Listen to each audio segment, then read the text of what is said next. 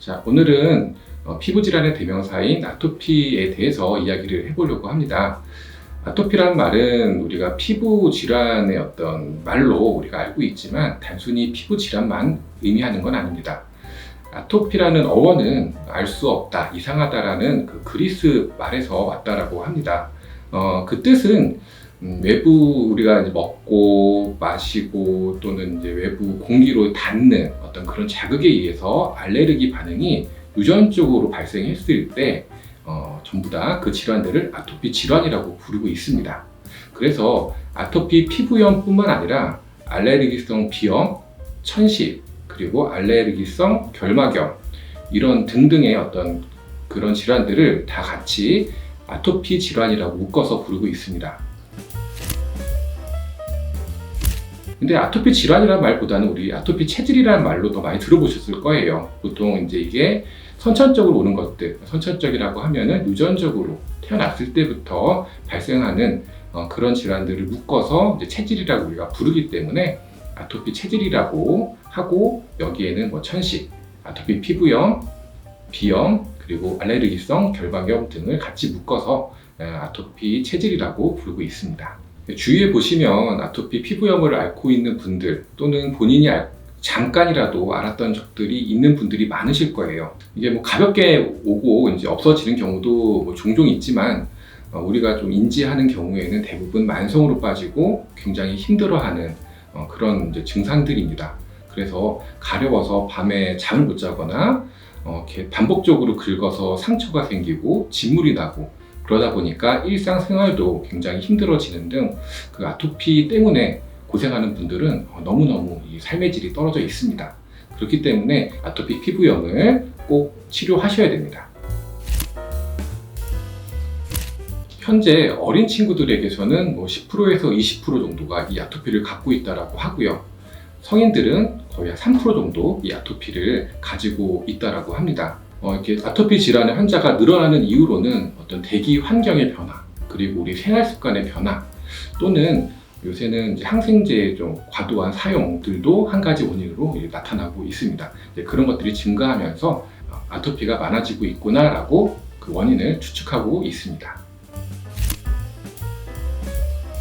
이제 이 아토피의 원인을 물론 정확하게 한 가지로 찝어내고 있지는 못합니다. 그래서 여러 가지 이제 가설 또는 여러 가지 어떤 가능성을 두고 연구를 하고 있습니다. 일단 첫 번째로는 이제 피부 장벽, 우리 피부 겉면을 보호하는 그리고 수분을 유지해주는 피부 장벽이 약간 이제 잘못 작동을 하고 있어서 기능을 제대로 하고 있지 못해서 한다는 피부 장벽에 대한 어떤 이론, 그리고 면역력이 좀 잘못 균형을 잃어서 면역력이 균형을 잃어서 나타난다는 이론, 그리고 환경에 대한 변화 또는 환경에 대한 자극에 의한 상호작용의 문제로 나타났다라고 하고 있습니다. 아토피는 아까 처음에 말씀드렸듯이 약간 유전적인 요소도 분명히 있습니다. 가족력이 한 70%, 80% 된다라고 해요.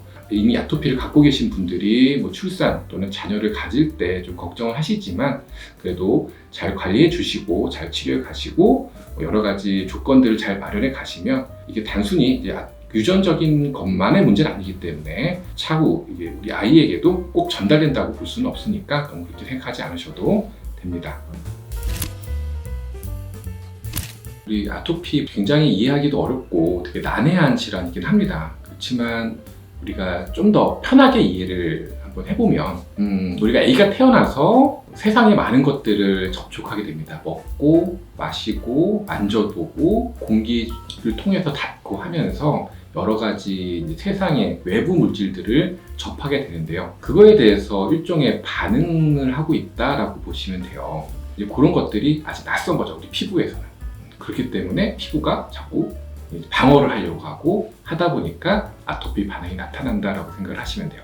다시 한 번 더 쉽게 말씀드리면, 그래서 아기가 세상에 적응하는 과정인데 아직은 낯선 거죠. 그래서 점차 나이가 먹어가면서 익숙해져 갈 거고, 그러다 보면은 어느샌가 아토피도 없어지게 되는 그런 양상으로 나아져 가실 거예요. 그래서 태어날 때부터 있던 아토피는 보통 3세 또는 취약할 때쯤 해서 없어지는 경우들이 상당히 많습니다. 근데 거꾸로 이제 성인이 돼서 나타난 아토피는 오히려 좀 관리가 어려워요. 그 이유는 어릴 때는 없었는데 내가 뭔가 생활 속에서 내가 먹고 마시고 살아오면서 뭔가 누적이 되고 몸 안에 면역력이나 피부 장벽이 제대로 작동을 하지 않게 된 결과로 나타난 아토피이기 때문에 오히려 성인 아토피가 더 치료하기가 어렵고 까다롭고 합니다. 일단 그래서 우리 아기들에 있는 아토피는 아직 우리 아기가 세상에 나와서 적응이 덜 됐구나 라고 생각을 하시면 되고, 면역계가 성숙되어 가면서 나아지겠구나 라고 생각을 하시면 좀 더 이해하시기가 편하실 겁니다.